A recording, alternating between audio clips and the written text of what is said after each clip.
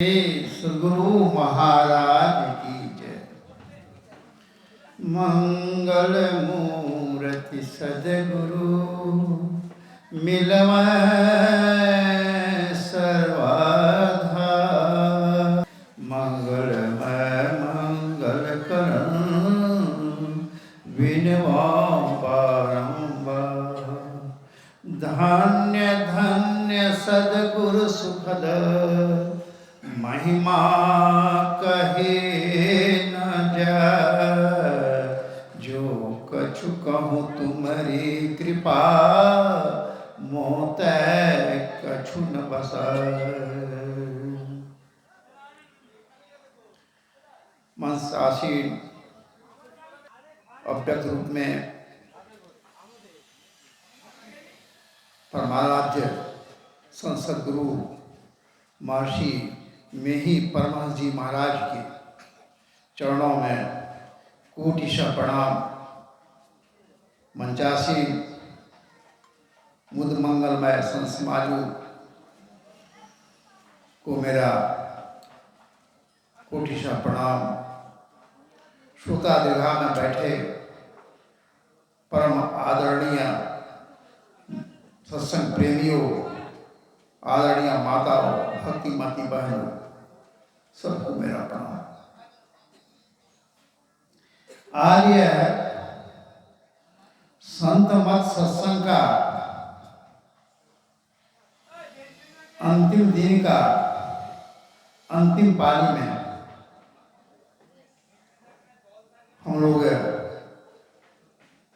सत्संग संबंधी ज्ञान का सुबह से ही श्रवण कर रहे थे और अपने बोलने के पहले मैं काफी प्रसन्नता व्यक्त करता हूं यह कार्यक्रम देख करके। और अभी जो आप देख रहे थे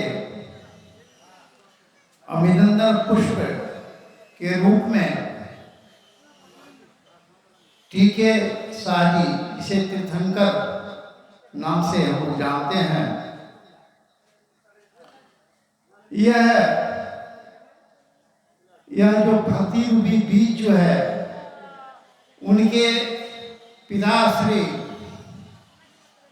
परम आदरणीय परम श्रद्धेय हमारे नेपाली बाबू का ही बीज बोया हुआ है, जिसका अंकुरण हमारे सामने में सारे परिवार संत मत सत्संग में मनोलय होकर के व्यवस्था में रत रहते हैं। और जहाँ तक मुझे मालूम है परिवार को मैं बहुत नजदीक से जानता हूँ, बहुत पहले से जानता हूँ, क्योंकि मुझे याद है जब गुरु महाराज उस जमाने में आते थे तो मैं बहुत छोटा बच्चा था, जिद्दी था, सत्संग आश्रम का ही विद्यार्थी था, घर पर नहीं रहता था, घर से भाग करके आश्रम पहुंच जाता था। और उसी जिद के तहत और हमारे जो पूज्यपाद महर्षि संसेवी परमहंस जी महाराज थे, उनकी भी दया रहती थी। और जब मैं जिद करता था कि मैं भी जाऊंगा, मैं भी सत्संग में जाऊंगा, तो मैं आ जाता था। इसलिए इस परिवार को बहुत नजदीक से मैं देखा। इसलिए कुछ कहने के पहले मैं हृदय से धन्यवाद देता हूं, शुरू में ही धन्यवाद देता हूं कि इस सत्संग से तो बहुत खुश हूं, लेकिन मेरी हार्दिक इच्छा है कि एक बार संत मत सत्संग का यहाँ,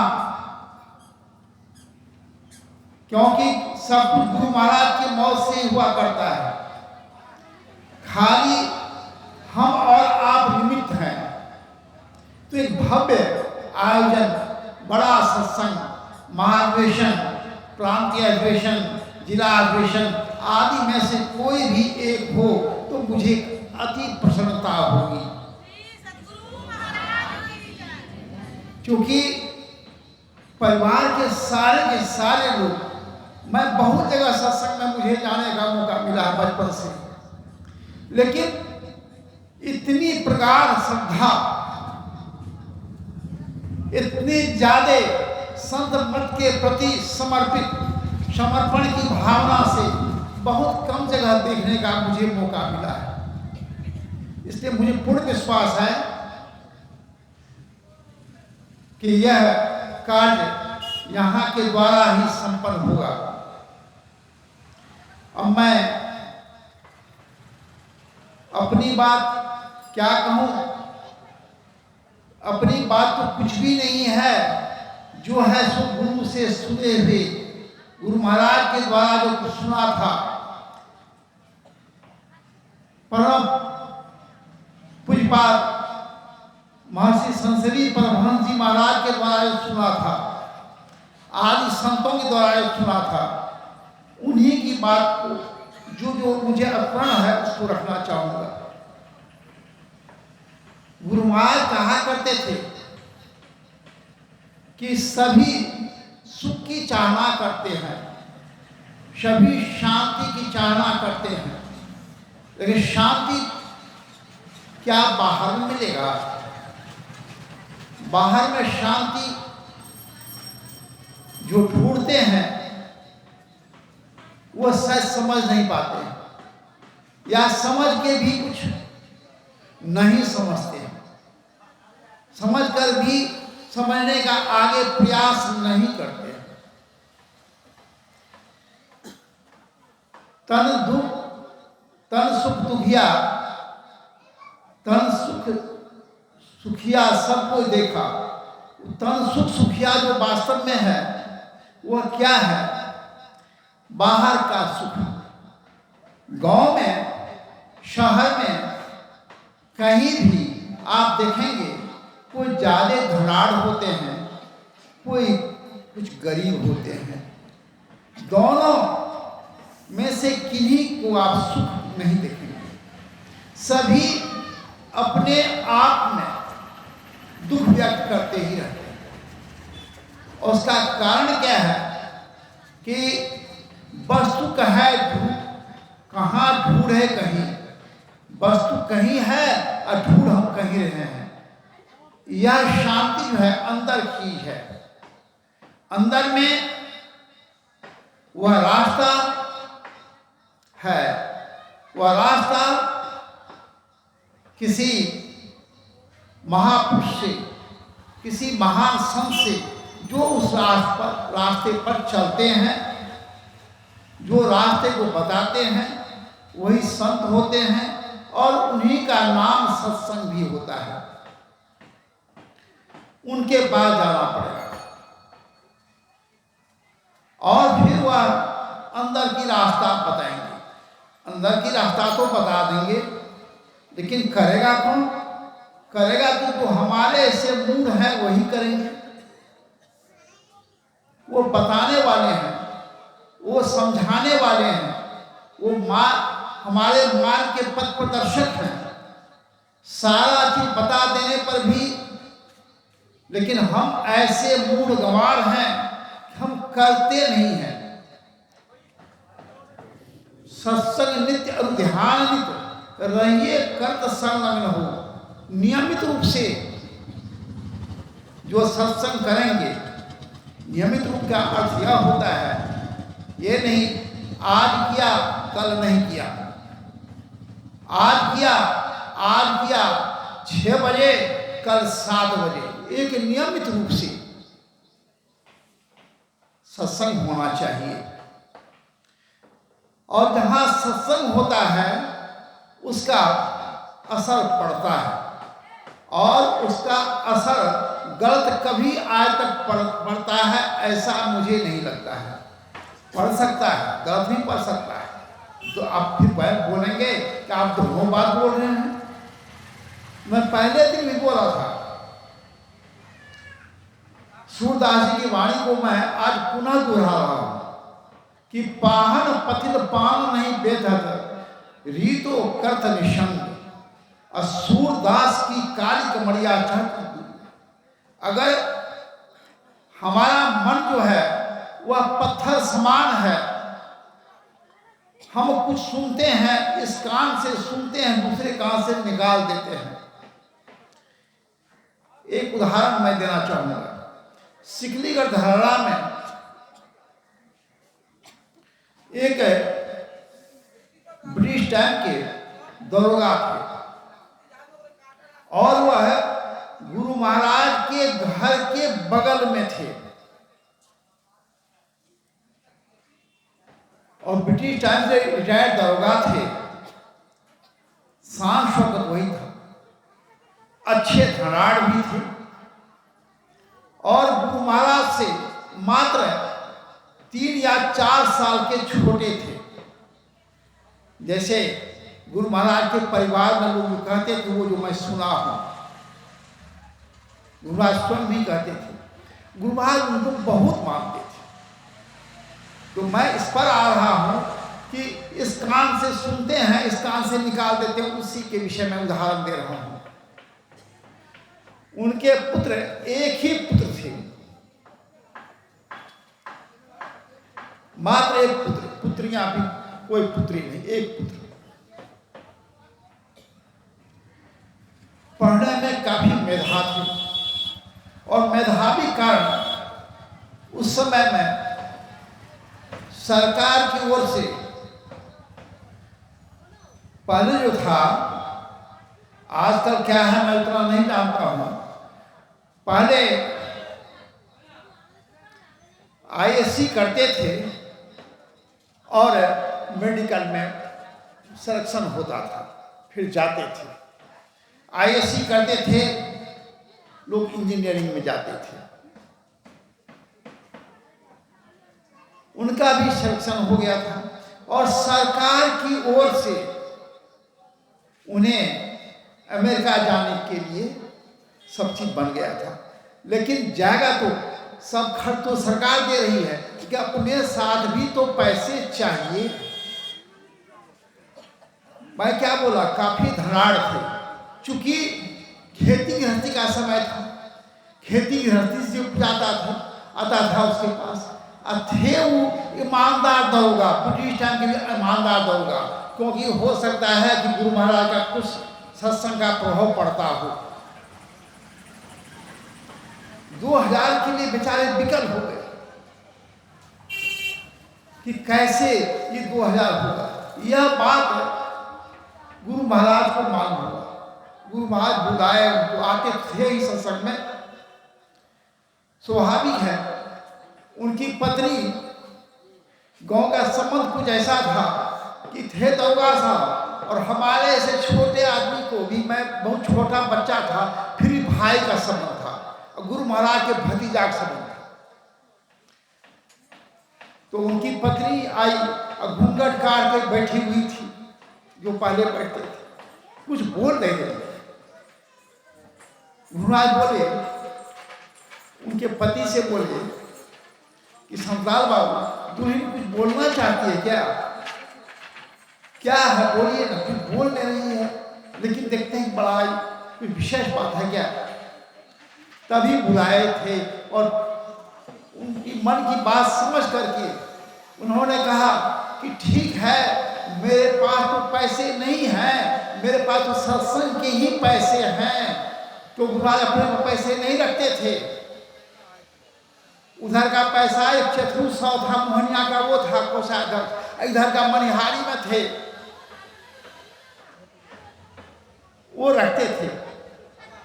समाग्रवाल थे, नाम भूल रहा है। तो गए थे उस समय और 7 साल के बाद फिर आए अमेरिका से। अमेरिका से आए तो बहुत खुशी हुई उनके पिताजी को कि वह अमेरिका से जरूर आए।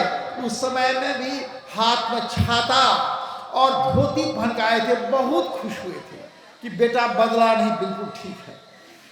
और बहू को जब देखा, शादी पहले सवेर सकाल हो जाती थी शादी, लेकिन बहू जो थी, हमें याद है उसने बेल बॉटम चल रहा था, कैसे कैसे पैंट को पहनता था, वो था जिसमें वो लौट कर आए थे। मैं 7 क्लास में पहुंच गया था, 7 क्लास पढ़ता था, मुझे याद है।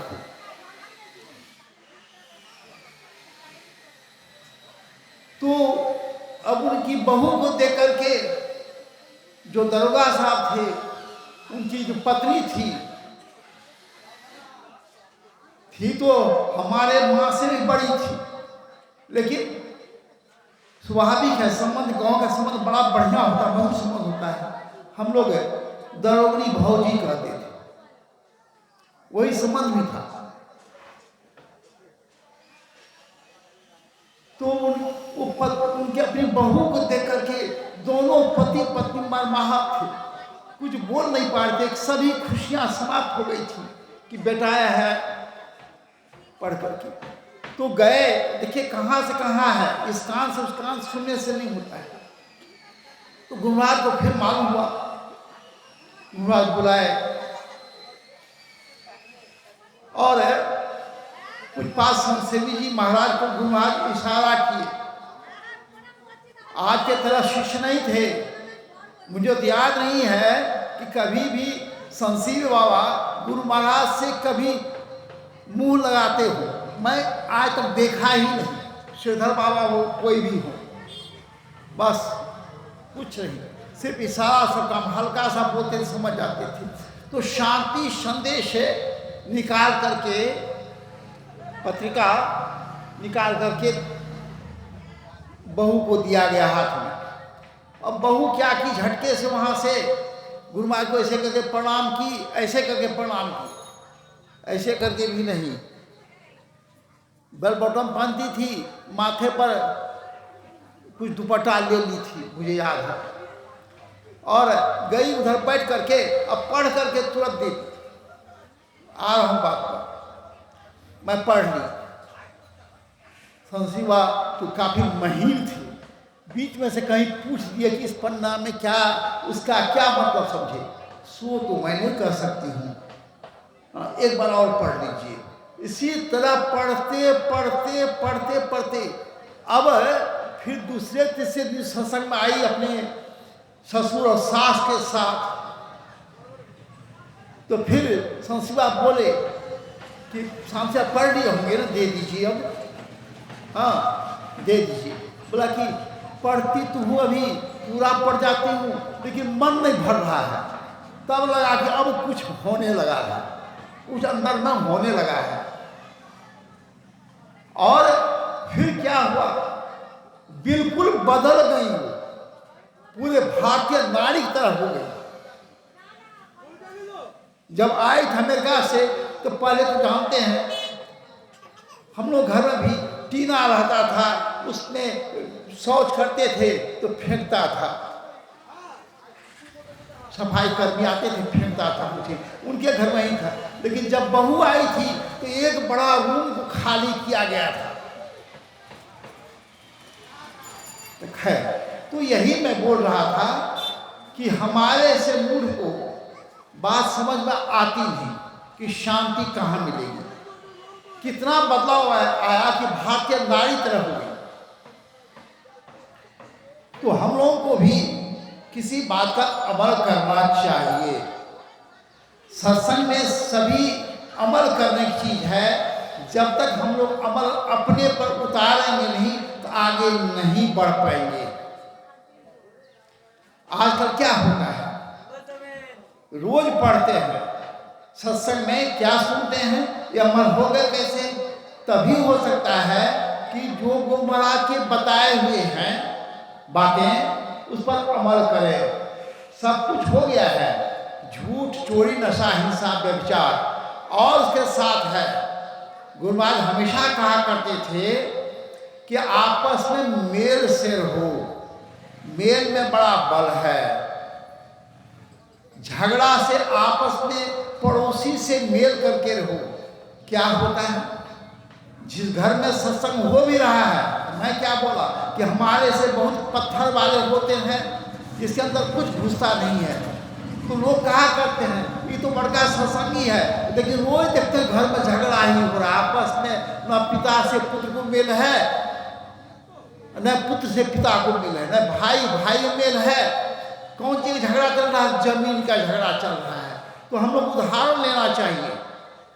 गुरु महाराज सुखी संपन्न घर के थे, अभी भी थे नहीं, अभी भी जाकर देख लीजिए 50 बीघे जमीन, 40 एकड़ मतलब, वही पूर्णिया जिला की जमीन, जिसमें 12 महीना खेत खाली रहता ही नहीं है।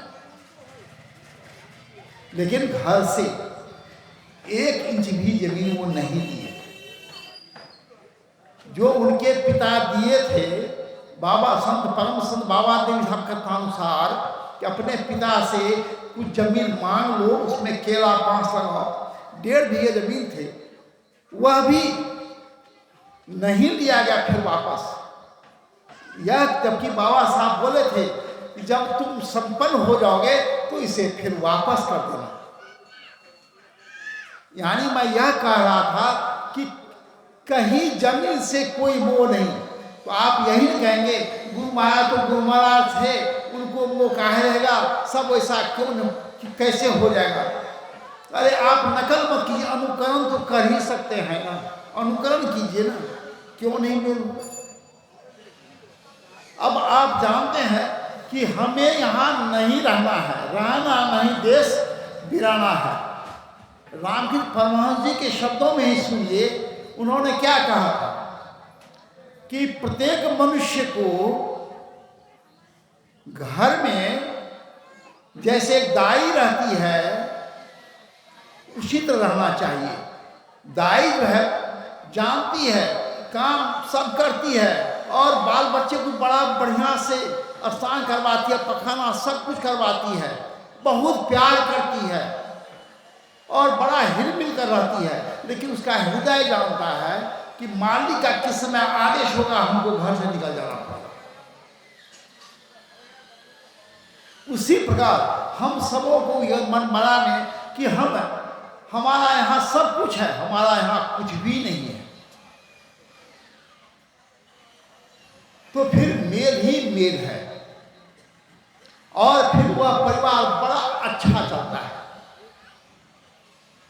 आप हो सकता है मन में सोचते होंगे आप तो प्रवचन दिए जा रहे हैं, आप अपनी स्थिति बताइए मेरी क्या है। संयोग ऐसा है कि मेरे हिसाब में भी मैं अपने माता पिता का अकेले संतान हूं, अकेले भाई हूं। भाई अकेले हूं, 2 बहन, भाई अकेले, बहन सब लिख कर दे दिया है,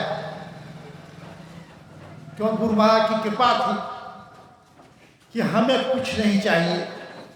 उनका पति लिख कर दे दिया हमको कुछ नहीं चाहिए पिता घर से, और मैं अकेला हूं।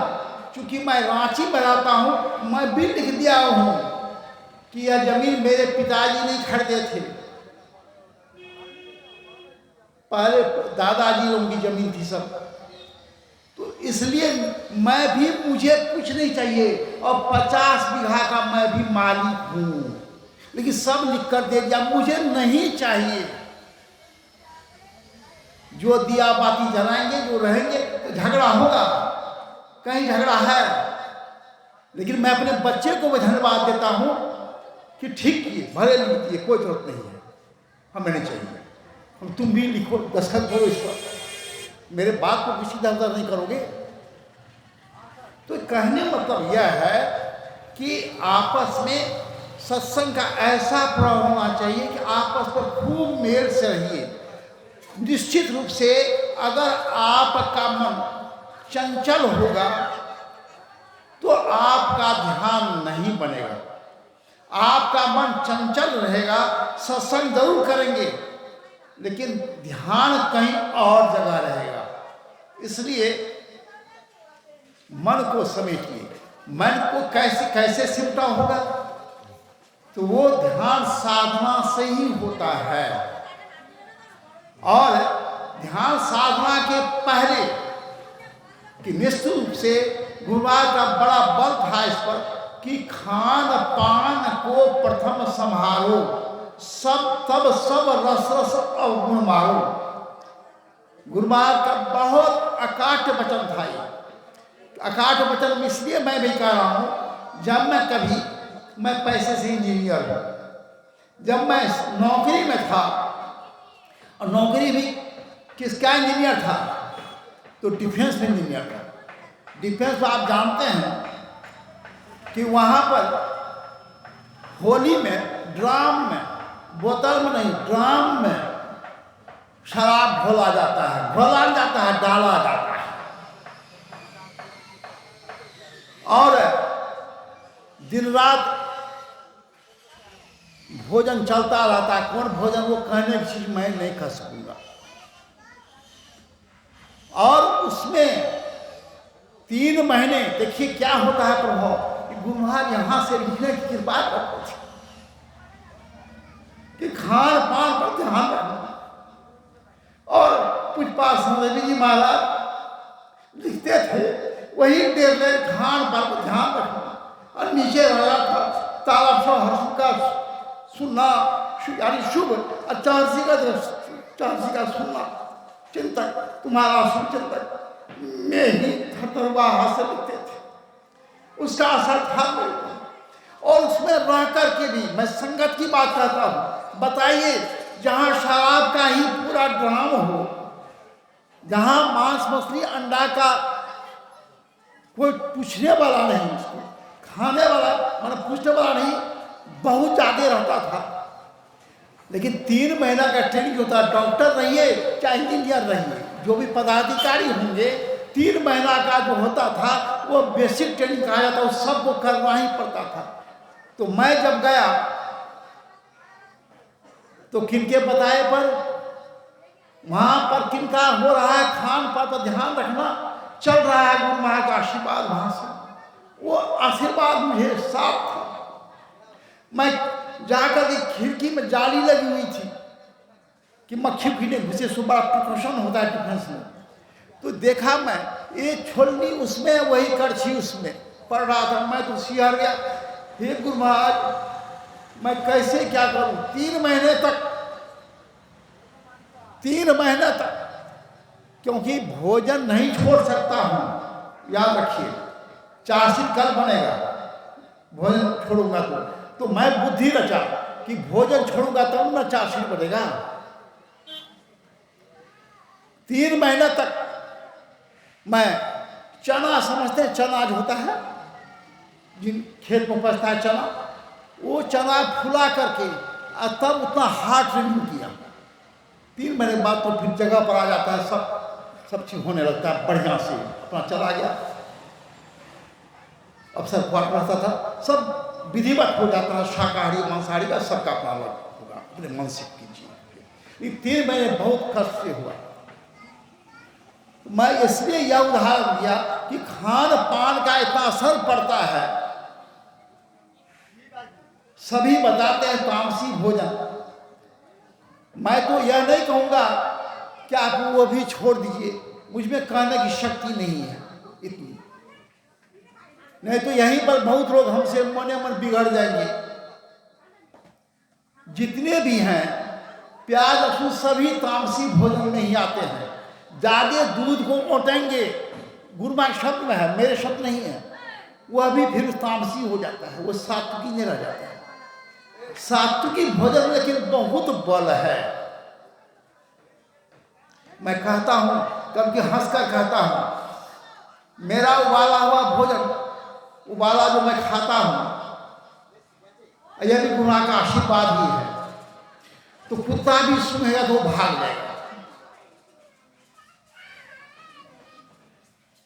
मैंने कहने ये बोलूँगा मेरे तो खाइए आप वो मैंने कहता हूँ, लेकिन जितना हो कोशिश हो सात्विक भोजन होना चाहिए, तो मन में शांति होगी, और शांति होगी तो ध्यान ही बनेगा, ध्यान बनेगा फिर आगे ही बढ़ेंगे। सत्संग तो है वातावरण निर्माण का काम है, सत्संग का नाम है वातावरण निर्माण करना, लेकिन ध्यान का काम जो है अपने जीवन को बिल्कुल सही जगह पर लेकर जाना, पहुँचना। दोनों का अन्योन्याश्रित संबंध है। सत्संग बिना ध्यान नहीं, और ध्यान का बिना सत्संग नहीं, सत्संग बिना ज्ञान नहीं, ज्ञान के बिना सत्संग नहीं। यह है सत्संग, हमारे संत मत सत्संग का। अब थोड़ा वो शब्द मैं बोलूंगा कि संत मत पर हम लोग जोर क्यों देते हैं। सत्संग तो होता ही है, संत मत सत्संग फिर कहाँ से आ गया संत मत? तो तुलसी साहब का है, अभी तो वो गेट नहीं है। सिकलीगढ़ धरवा में जो पुराने लोग जाते होंगे, इस परिवार के लोग जरूर जाते होंगे, मुझे पूर्ण विश्वास है। नेपाली बाबू के परिवार में जरूर गए होंगे। गेट पर ही लिखा हुआ था, संत गुरु और पंथ न जाना, यही संत पथ माना। किनके वचन है? तुलसी साहब। तो मेरा यह है कि हमारे संत मत का जो है ये सत्संग करते हैं, वो सत्संग है। सत्संग में जो सगुण ब्रह्म, जैसे ईश्वर स्वरूप जो हैं, राम हुए, कृष्ण हुए, शिव हुए, विष्णु हुए, वह सत्संग की, क्योंकि सत्संग में तीनों, संतमत सत्संग में तीनों धाराएं बहती है। हम देखते हैं कि हमारे, क्योंकि मैं संचालन किया हूँ ना, हमारे संचालक महोदय जब माइक पर पहुँच जाते हैं, मैं उधर देखने लगता हूँ कि कुछ कहने वाले हैं। मैं समेट रहा हूँ, संचालक महोदय समेट रहा हूँ, क्योंकि आपने मुझे पहले कभी बोलने के लिए बहुत कम मौका दिया। उसी का क्या बोलते हैं देहाती भाषा में, छिकार निकाल रहा हूँ। तो मैं यह कह रहा था कि वह जो सत्संग करते हैं, तो यह जो सत्संग है उसमें गंगा की धारा बहती है। और जिस सत्संग में ब्रह्म ज्ञान, माया, नित्य, अनित्य आदि का बोध कराया जाए, वह स्वस्ति की धारा है।